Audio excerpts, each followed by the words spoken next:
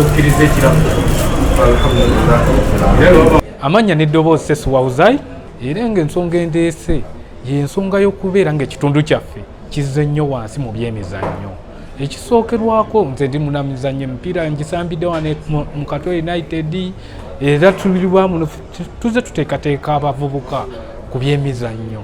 Naye ekisaawa za leero tugenza okulaba ebyemizannyo byaffe biddiridde nnyo wansi nga tulina okubisitula byeddeko waggulu. Abakulembeze bonna be tulonda tebabeera bannabyamizannyo.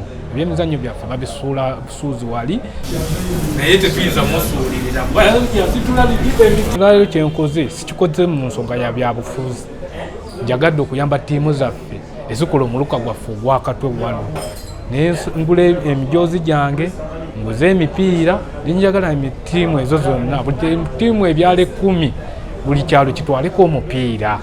Kirole nga kitandikira nga sizoni egguddwawo kuba buli kyalo kirina ttiimu yaakyo.